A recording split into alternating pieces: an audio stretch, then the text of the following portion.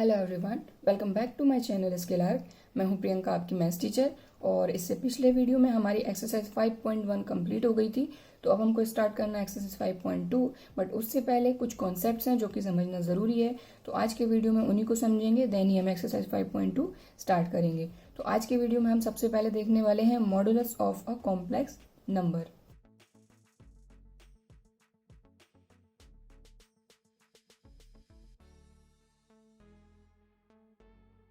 So modulus of a complex number की अगर हम बात करें तो ऑब्वियसली कॉम्प्लेक्स नंबर का मॉडुलस फाइंड करेंगे तो सबसे पहले हमको चाहिए एक कॉम्प्लेक्स नंबर।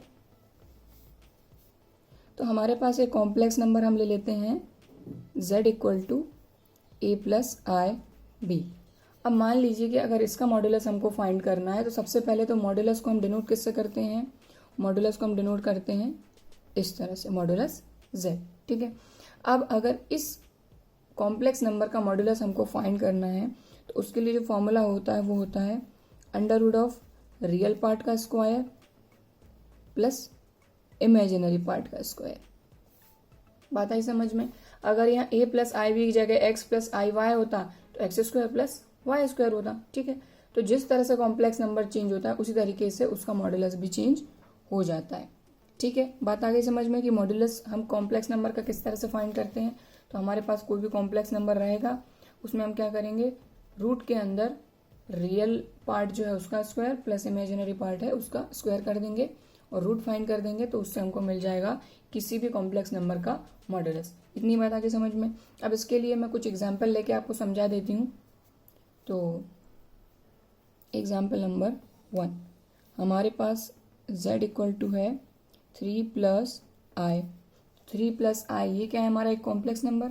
तो अगर इसका हमको मॉडुलस फाइंड करना होता है तो हम क्या करेंगे, modulus of z is equals to under root of real part यहाँ पर क्या है 3 स्क्वायर, इमेजिनरी पार्ट क्या है आई के मल्टीप्लाई में कुछ नहीं मतलब 1, तो 1 स्क्वायर। ठीक है।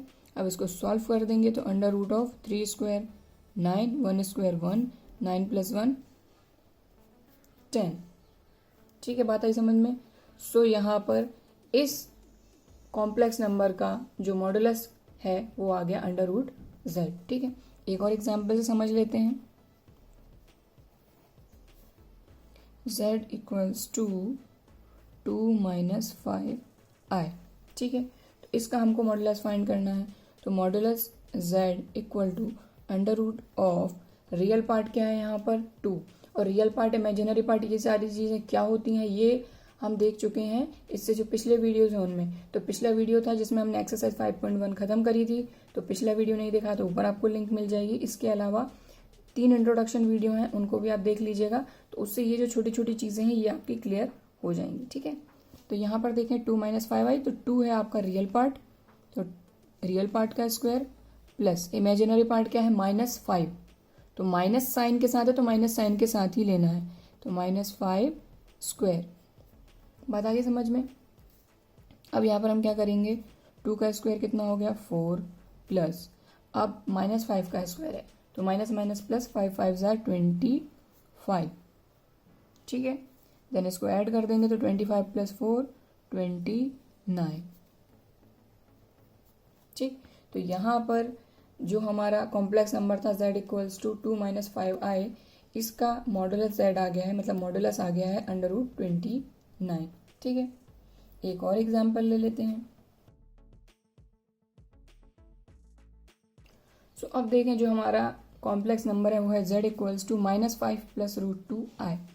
सो यहाँ पर मॉडुलस z किस तरह से फाइंड करेंगे, वही under root of real part है -5 तो माइनस के साथ लेंगे, इमेजिनरी पार्ट है √2 तो √2 एज इट इज स्क्वायर, तो रियल पार्ट का स्क्वायर इमेजिनरी पार्ट का स्क्वायर। अब इसको सॉल्व कर देंगे तो minus minus plus 5 5 jar 25 plus √2 का स्क्वायर 2, तो ये आ जाएगा आपका अंडर रूट 27। ठीक है। तो आई होप अब आपको समझ में आ ही गया होगा कि कोई भी कॉम्प्लेक्स नंबर है उसका मॉडुलस कैसे फाइंड करना है। उसका जो भी रियल पार्ट है और इमेजिनरी पार्ट है उनका स्क्वायर करके ऐड कर दीजिए और उसका रूट फाइंड कर दीजिए। तो इस तरह से आप फाइंड कर सकते हैं किसी भी कॉम्प्लेक्स नंबर का मॉडुलस। ठीक है। अब जो नेक्स्ट चीज़ है वो है conjugate of a complex number.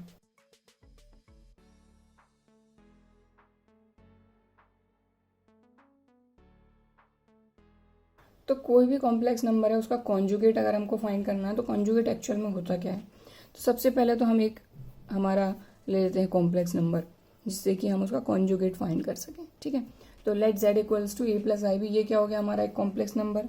अब अगर हमको कॉन्जुगेट फाइंड करना, सबसे पहले देखें कॉन्जुगेट ऑफ z, यानी कि z क्या है कॉम्प्लेक्स नंबर, तो कॉन्जुगेट ऑफ z इसको हम डिनोट किससे करते हैं z बार से। ठीक, बात आई समझ में कि कोई भी कॉम्प्लेक्स नंबर है उस पर आप बार लगा दीजिए तो वो हो जाएगा उसका कॉन्जुगेट। अब कॉन्जुगेट होता क्या है, तो सिंपल सी चीज़ है कि जो भी हमारा कॉम्प्लेक्स नंबर है सेम वही का वही कॉन्जुगेट रहता है। डिफरेंस किस चीज़ का आता है कि अगर यहाँ प्लस लगा है तो यहाँ सिर्फ और सिर्फ माइनस लग जाता है बस। तो ये हो जाएगा a माइनस आई बी। ठीक है, तो कोई भी कॉम्प्लेक्स नंबर है अगर उसका कॉन्जुगेट आपको फाइंड करने के लिए बोला जाता है तो अगर यहाँ प्लस लगा है तो आप बस उसका साइन चेंज करके लिख दीजिए, वो हो जाएगा उसका कॉन्जुगेट। ठीक है, बात आ गई समझ में। और डिनोट किससे करते हैं इसको z बार से। ठीक, चलिए आगे चलते हैं।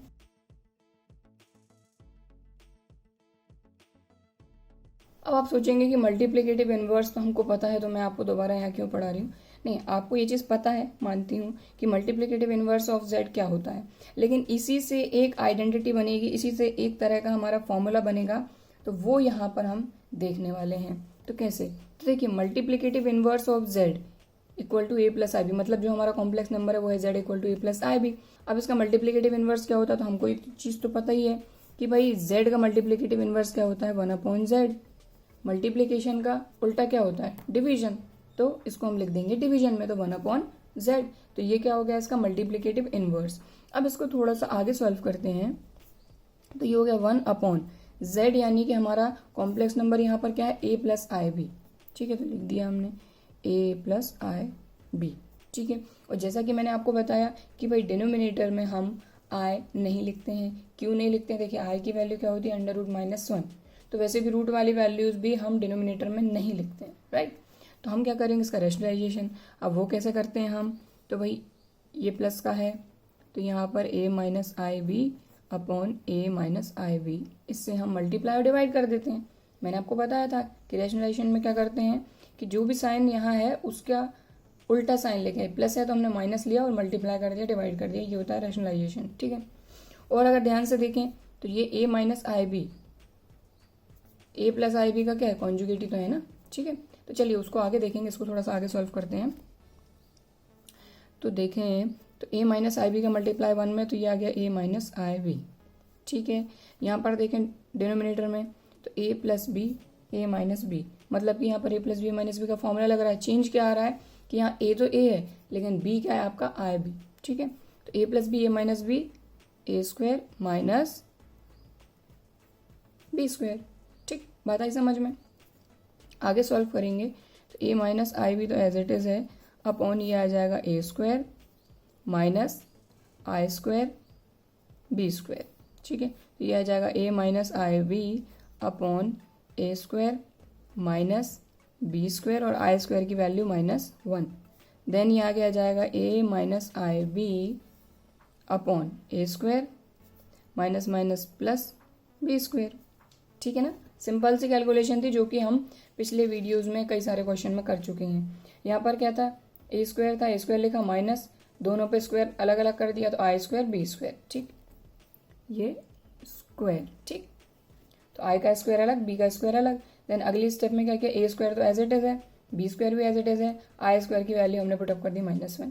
देन नेक्स्ट स्टेप में क्या किया, न्यूमिनेटर तो एज इट इज है a square minus minus plus B square. अब आप एक चीज़ ध्यान से देखें कि हम a माइनस आई बी को देखें तो जो हमारा कॉम्प्लेक्स नंबर है a प्लस आई बी, तो a माइनस आई बी उसका क्या है conjugate.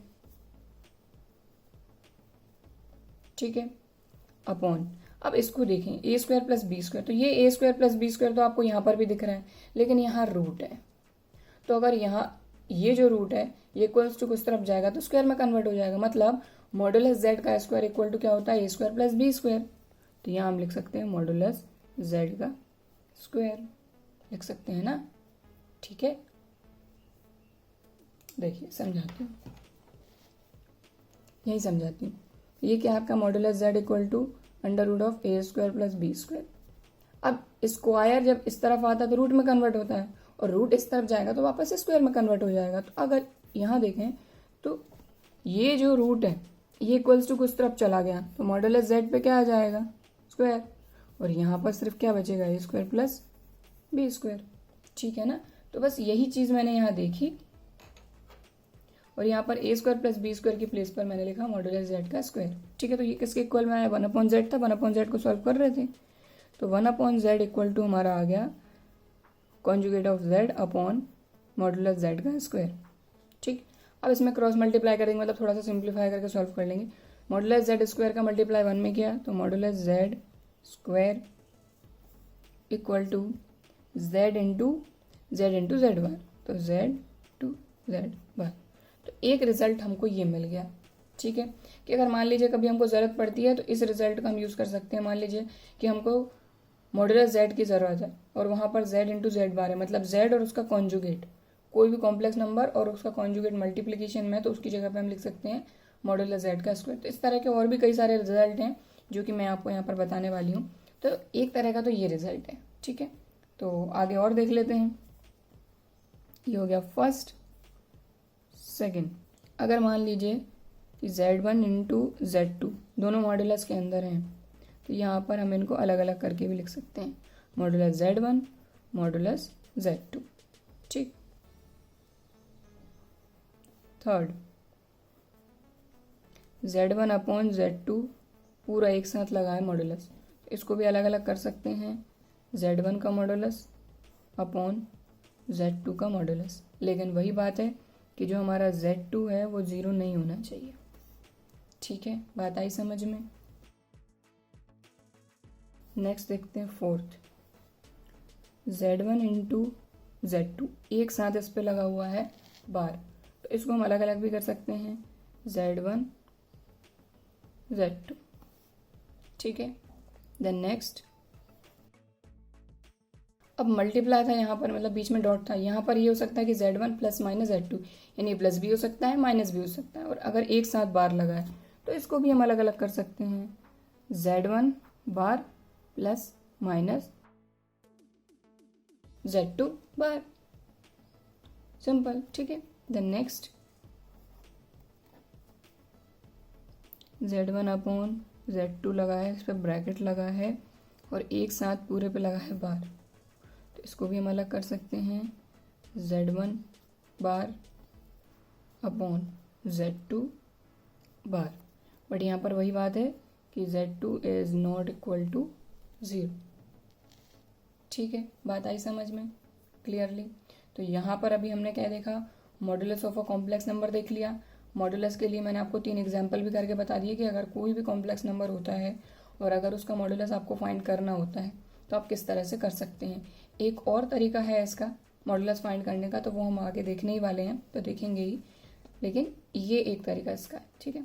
Conjugate of a complex number बता ही दिया कि अगर z है a प्लस आई भी हमारा कॉम्प्लेक्स नंबर, और अगर इसका हमको कॉन्जुगेट फाइंड करना है तो इसको डिनोट करते हैं z बार से। ठीक। और a प्लस आई भी है तो ये क्या हो जाएगा, a माइनस आई भी। ठीक।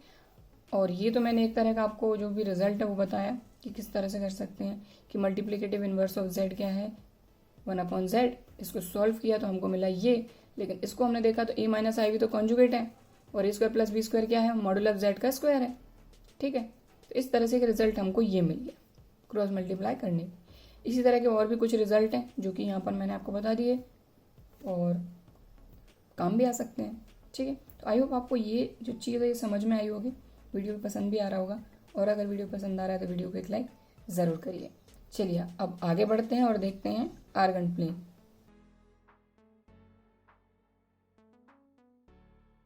तो आर्गन प्लेन देखने वाले हैं, इसको हम कॉम्प्लेक्स प्लेन भी बोलते हैं। क्यों बोलते हैं समझाऊंगी। तो देखिए, अगर आर्गन प्लेन की बात करें या फिर कॉम्प्लेक्स प्लेन की बात करें तो एक तरह का ये प्लेन है। ठीक है। प्लेन में क्या होता है, हमारा एक्स एक्सिस होता है और वाई एक्सिस होता है। ठीक है। बात आई समझ में। तो जो चैप्टर 3 में हमने पढ़ा था उसमें जो प्लेन था वो हमारा कार्टेशियन प्लेन था, यानी कोई भी पर्टिकुलर कोई भी पॉइंट रहेगा उस पॉइंट को हम उस प्लेन पर लोकेट कर सकते हैं। ठीक है।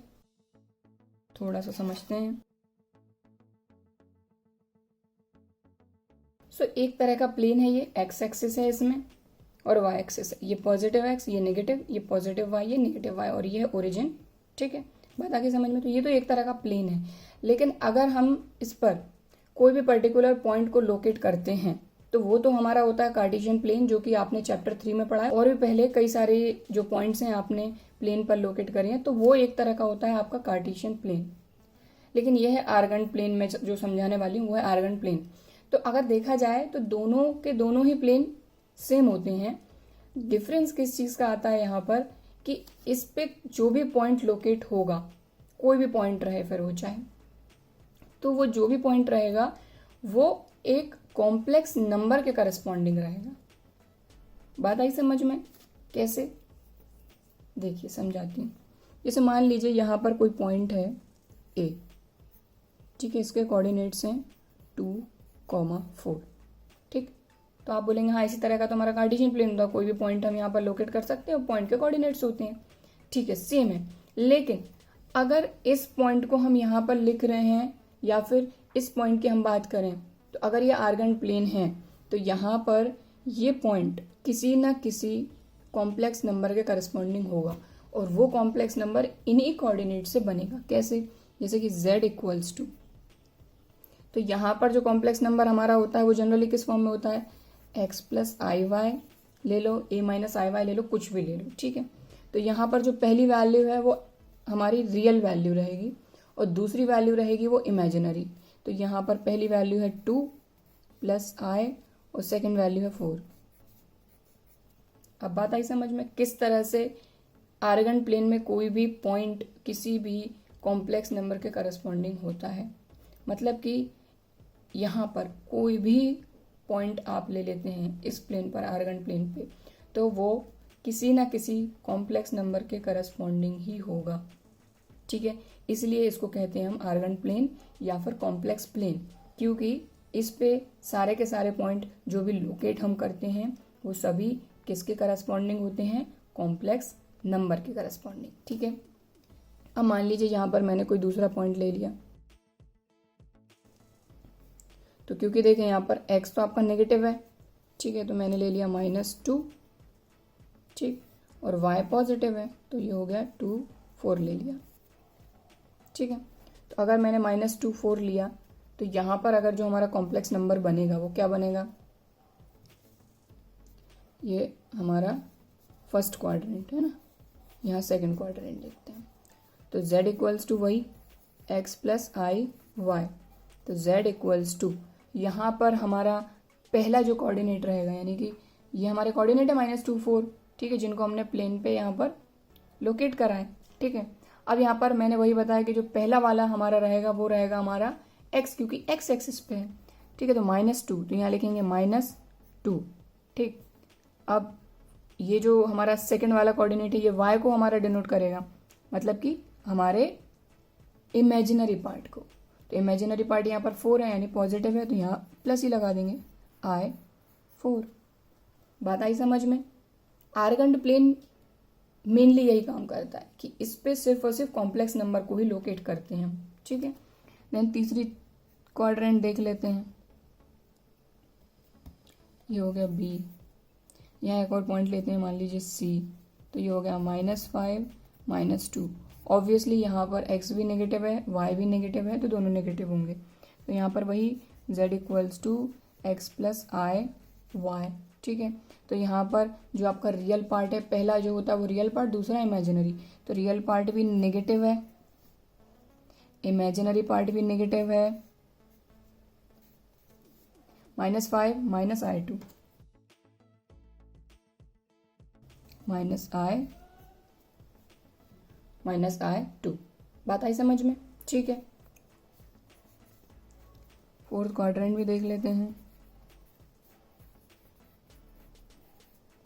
फोर्थ क्वाड्रेंट में कोई भी पॉइंट हम ले लेते हैं D, ये हो जाता है 1 -2, क्योंकि यहाँ पर x जो है वो पॉजिटिव, y नेगेटिव। ठीक है, तो z equal to real part है पॉजिटिव, इमेजिनरी पार्ट है नेगेटिव, तो I2। ठीक है, तो आर्गन प्लेन में ये होता है कि भाई यहाँ पर जो भी पॉइंट्स रहेंगे वो कॉम्प्लेक्स नंबर के करस्पॉन्डिंग ही रहेंगे। ठीक है, इतनी बात आगे समझ में कि आर्गन प्लेन क्या होता है।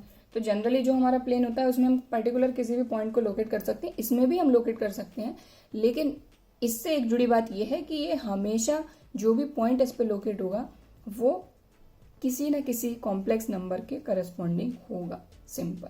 ठीक है, तो इसीलिए इसको कॉम्प्लेक्स प्लेन भी हम कहते हैं, क्योंकि इस पर हम सिर्फ और सिर्फ कॉम्प्लेक्स नंबर्स को ही लोकेट कर सकते हैं। ठीक, अब हम थोड़ा सा और आगे बढ़ते हैं, और अगर आप उसको नोट डाउन करना है समझने के लिए तो आप इसको नोट कर सकते हैं वीडियो को पॉज करके। ठीक है, तो मैंने चारों क्वाड्रेंट का इसलिए बता दिया, क्वाड्रेंट तो आपको पता है ना, ये फर्स्ट क्वाड्रेंट, ये सेकंड, ये थर्ड, ये फोर्थ। चैप्टर 3 में बिल्कुल एक एक चीज़ बिल्कुल हमने ध्यान से पढ़ी है क्वाड्रेंट की। ठीक है ना, तो क्वाड्रेंट भी यहाँ पर काम आने वाले हैं। तो अगर क्वाड्रेंट अभी आप भूल गए हैं तो चैप्टर 3 में जाके उसको रिवाइज जरूर कर लीजिएगा, ऊपर मैं आपको लिंक दे दूंगी क्वाड्रेंट की। ठीक है, चलिए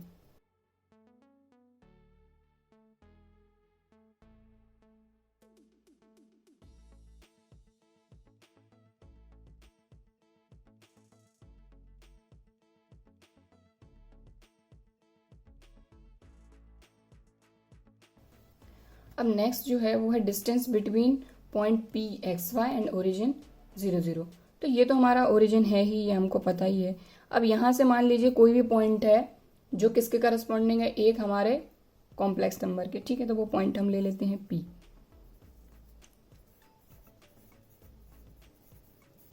इसके कोऑर्डिनेट हमने एक्स वाई लिए हैं, क्योंकि जो हमारा कॉम्प्लेक्स नंबर है उसको हम ले रहे हैं z equal to x plus i y. ठीक है, तो इस तरह से जो पॉइंट P है इसके जो कोऑर्डिनेट है वो होगा एक्स वाई। ठीक है, और ये किसके करस्पॉन्डिंग है, एक कॉम्प्लेक्स नंबर के। ठीक है, तो अब बात आती है कि भाई ओरिजिन से इस पॉइंट P तक की डिस्टेंस ये क्या होगी। तो देखिए, इस डिस्टेंस को फाइंड करने के कई तरीके हो सकते हैं। आप चाहें तो इनके बीच डिस्टेंस फॉर्मूला भी लगा सकते हैं। डिस्टेंस फॉर्मूला पता है ना, क्लास 10th में आपने पढ़ा है ना डिस्टेंस फॉर्मूला। ठीक है, under root of x2 minus x1 का whole square plus y2 minus y1 का होल स्क्वायर। दो पॉइंट्स के बीच में डिस्टेंस अगर फाइंड करना है तो ठीक है ना, एक हो जाता है x1 y1, एक हो जाता है x2 y2। ठीक है, तो ये होता है क्लास 10th में आपने पढ़ा है जो डिस्टेंस फॉर्मूला। और चाहे तो यहाँ पर देखिए एक राइट ट्राइंगल बन जाएगा, राइट ट्राइंगल बन जाएगा ये। ठीक है, क्लियर। और यहाँ से लेके यहाँ तक की डिस्टेंस कितनी है हमारी, x, क्योंकि ये पॉइंट देखें ये P है, तो यहाँ से ये डिस्टेंस जो रहेगी इतनी, ये रहेगी आपकी x, और यहाँ से यहाँ तक मतलब ये जो डिस्टेंस है यहाँ तक की, तो ये y है, तो ये भी y रहेगी, तो ये हो जाएगी आपकी y। तो यहाँ पर आप पाइथागोरस थ्योरम से भी OP फाइंड कर सकते हैं। O से लेके P तक की डिस्टेंस OP ही तो होगी ना। ठीक है, तो देखिए ये दोनों तरीके हैं, ये मैंने आपको बता दिया कि पहला डिस्टेंस फॉर्मूले से भी आप इन दोनों के बीच की डिस्टेंस फाइंड कर सकते हैं, और चाहें तो ये बन गया आपका right triangle. In right triangle इसको हम M नाम दे देते हैं, in right triangle PMO by Pythagoras theorem. तो ये हो जाएगा आपका हाइपोटेनस का square is equals to perpendicular का स्क्वायर प्लस बेस स्क्वायर। ठीक है, ऐसे भी कर सकते हैं, और डिस्टेंस फॉर्मूले से भी कर सकते हैं। डिस्टेंस फॉर्मूले में क्या होगा, ये x1 y1, ये x2 y2, तो x2 माइनस x1 मतलब x माइनस 0 का स्क्वायर यानी x स्क्वायर, y माइनस 0 का स्क्वायर यानी y स्क्वायर। तो वो तो और ही सिंपल है।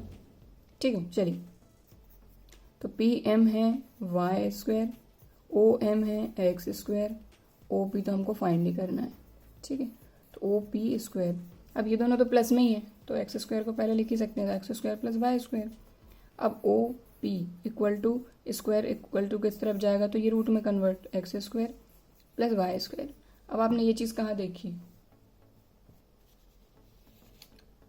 Modulus of a complex number. बस अंतर इतना है कि यहाँ पर जो आपका कॉम्प्लेक्स नंबर है वो है a प्लस आई बी, तो a square plus B square. यहाँ पर जो कॉम्प्लेक्स नंबर है वो x प्लस आई वाई, तो x square plus Y square. बस, ठीक। तो ओवरऑल है क्या, ये मॉड्यूलस ऑफ कॉम्प्लेक्स नंबर। तो ये जो डिस्टेंस होती है ये हमारी क्या होती है, मॉड्यूलस z। ठीक है,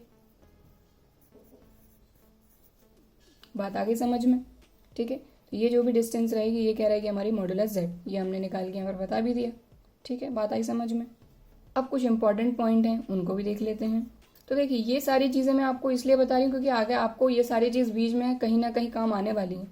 तो ये छोटी छोटी चीज़ें हैं मगर आपको आना चाहिए, इसलिए मैं आपको ये सारी चीज़ें बता रही हूँ। जैसे कि ये हो गया distance between origin and this point, तो है बहुत सिंपल सी चीज़, लेकिन एक्चुअल में ये क्या आ गई हमारी, ये तो हमारा मॉड्यूलस जेड आ गया ना, ठीक है ना। तो इसीलिए मैंने इसको सॉल्व करके बताया ताकि आपको ये चीज़ क्लियर रहे कि ये एक्चुअली मॉड्यूलस जेड कहाँ से आया। तो ये वैल्यू जो है ये वही तो है मॉड्यूलस जेड, ठीक है।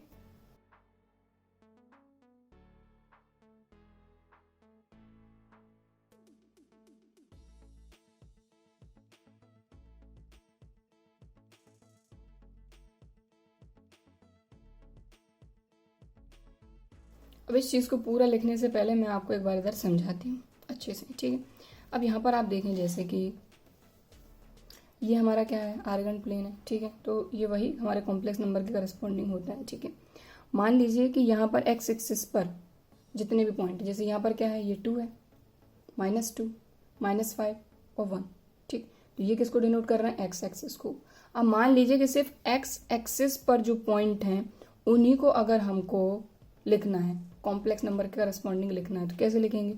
मान लीजिए यहाँ 4 है ही नहीं, 0 है, 2 0, -2 0, -5 0, 1 0, ठीक। मतलब कि जो सेकंड हमारा कोऑर्डिनेट्स में से जो फर्स्ट वाला है वो तो है, बट सेकंड वाला 0 है सभी जगह।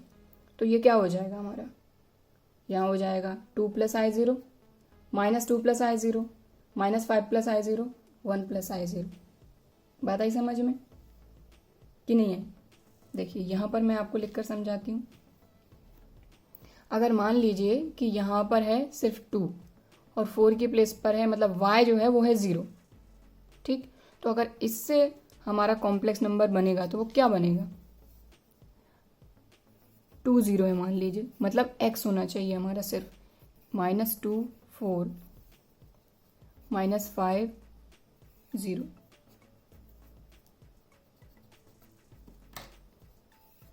ठीक है। इन तीनों से समझते हैं, ठीक है। तो मान लीजिए कि अगर हमारा x एक्सेस वाला तो है बट y एक्सेस हमारा 0 है, ठीक है। और ये किसको बता रहे हैं, हमारे कॉम्प्लेक्स नंबर को बता रहे हैं, मतलब कॉम्प्लेक्स नंबर की करस्पॉन्डिंग है। तब अगर हमको कॉम्प्लेक्स नंबर लिखना होगा तो हम कैसे लिखेंगे, 2 + i0, -2 + i0, -5 + i0। ओवरऑल कहा जाए तो इसमें आपका सिर्फ और सिर्फ रियल नंबर है, इमेजिनरी पार्ट तो है ही नहीं क्योंकि इमेजिनरी पार्ट तो सभी में 0 है, ठीक। तो ओवरऑल कहा जाए तो एक्स एक्सिस पर जितने भी पॉइंट्स हैं आपके, ठीक है ना। तो यहाँ बोला गया the point on x axis corresponding to a complex number. तो कॉम्प्लेक्स नंबर के करस्पॉन्डिंग है क्योंकि हम इसको किस पर डिनोट कर रहे हैं, किस पर हम शो कर रहे हैं, आर्गन प्लेन पर या फिर कॉम्प्लेक्स प्लेन पर, ठीक है। तो ये मैंने आपको एग्जाम्पल से बता दिया कि अगर y आपका 0 है, सिर्फ x है आपका, तो आप इस तरह से बताएंगे। और यहाँ पर इन तीनों एग्जाम्पल में आप देख सकते हैं कि आपका सिर्फ और सिर्फ रियल पार्ट है, इमेजिनरी पार्ट तो 0 है, ठीक है। तो इसीलिए हम इसको किस फॉर्म में लिखेंगे, a + i0, इसी फॉर्म में लिखेंगे ना। देखें ज़रा, a + i0, ठीक। एक्स एक्सिस पर जितने भी पॉइंट्स हैं अगर उनको हम कॉम्प्लेक्स नंबर के करस्पॉन्डिंग लिखते हैं, सिर्फ एक्स एक्सिस के पॉइंट को, यहाँ पर मैंने सभी जगह सिर्फ एक्स एक्सिस के पॉइंट लिए, y तो मैंने 0 लिया, ठीक है ना। तो अगर ऐसा लेंगे तो ये क्या हो जाएगा, किस फॉर्म में रहेगा, a + i0।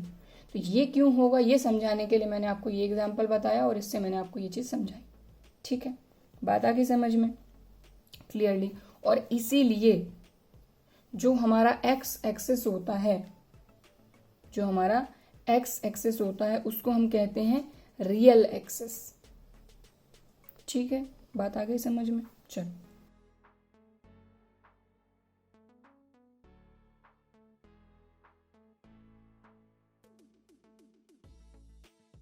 और शायद पहली चीज़ मैंने आपको समझाई तो दूसरी आपको समझ में आई गई होगी, 0 + i भी, कि अगर मान लीजिए कि यहाँ पर सभी जगह, ये पहली चीज़ समझा दी मैंने। अब दूसरी चीज़ देखें कि यहाँ पर एक्स एक्सिस की बात ना करें, सिर्फ वाई एक्सिस की बात करें कि वाई एक्सिस का कौन सा रहेगा, सेकंड वाला, जैसा कि मैंने आपको बताया। तो मान लीजिए कि ए पॉइंट है, इसके कोऑर्डिनेट है, एक्स तो है ही नहीं, एक्स हम ले ही नहीं रहे, 0, और वाई कितना है, 4। इसमें ले लें तो एक्स 0 है, वाई कितना है, यहाँ पर हम ले लेते हैं -2। ये दो ही एग्जाम्पल लेते हैं, ठीक है।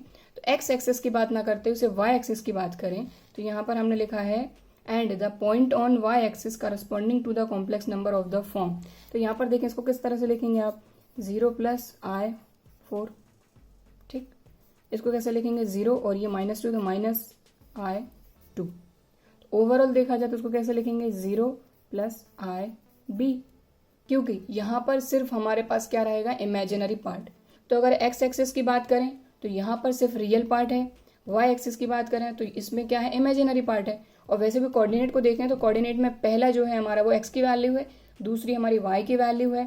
पहली वैल्यू किसको बताती है रियल पार्ट को, दूसरी वैल्यू बताती है इमेजिनरी पार्ट को। तो पहली वैल्यू एक्स एक्सिस से आती है इसलिए यहाँ से मिलेगा रियल पार्ट, वाई एक्सिस से मिलेगा इमेजिनरी पार्ट। इसीलिए एक्स एक्सिस को हम रियल एक्सिस कहते हैं और वाई एक्सिस को कहते हैं इमेजिनरी एक्सिस। ठीक है, बात आ गई समझ में क्लियरली? ठीक है, तो आप चाहें तो उसको लिख लीजिए कि एक्स एक्सिस होता है हमारा रियल एक्सिस, वाई एक्सिस होता है हमारा इमेजिनरी एक्सिस। ठीक, तो ये जो चीज़ है ये तो मैंने सिर्फ समझाने के लिए की थी आपको।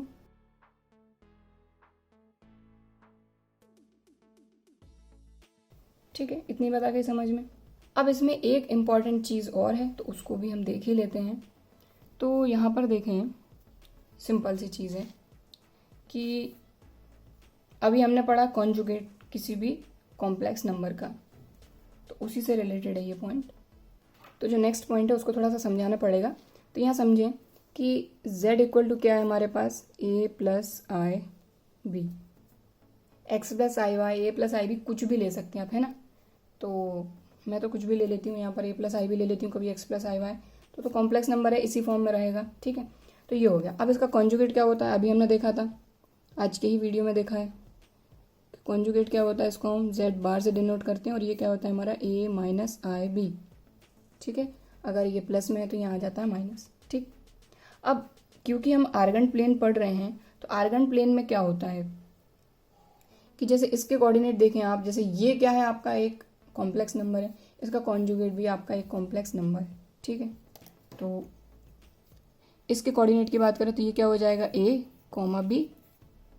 ठीक, और इसके कोऑर्डिनेट की बात करें तो ये क्या हो जाएगा a-b। बात आ रही समझ में? ठीक, अब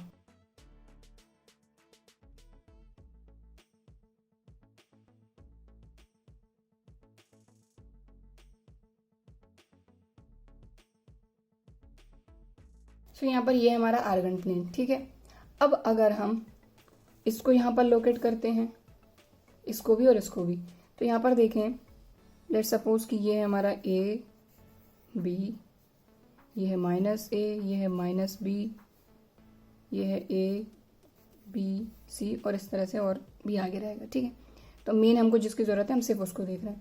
तो z इक्वल टू क्या है a+i_b और इसके करस्पॉन्डिंग जो पॉइंट्स हैं वो हैं a b, जिनको हम आर्गन प्लेन पर लोकेट कर सकते हैं। ठीक है, तो x हमारा a और y कितना है b, मतलब ये पॉइंट रहेगा a, b।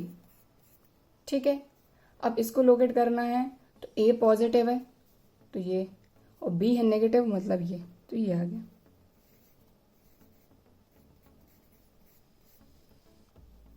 अब आप देखें तो इस पॉइंट से इस पॉइंट की डिस्टेंस, मतलब ओरिजिन से इस पॉइंट की डिस्टेंस और इस ओरिजिन से इस पॉइंट की डिस्टेंस,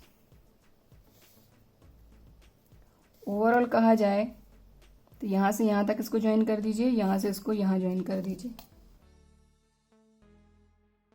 तो अब आप बोलेंगे इसमें क्या है, तो देखिए अब इस पॉइंट को समझाने के लिए मैंने इस फिगर को बनाया है।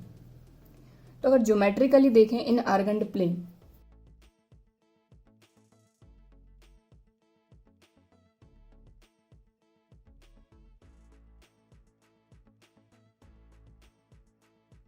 बस ये पॉइंट मुझे आपको समझाना था क्या, कि अगर ज्योमेट्रिकली देखा जाए, ये हमने फिगर ही बनाया ज्योमेट्रिकली है कि जो a-b है, a-b जो कि कॉन्जुगेट से निकला है हमारा पॉइंट। ठीक है, तो a-b है is the mirror image of ab।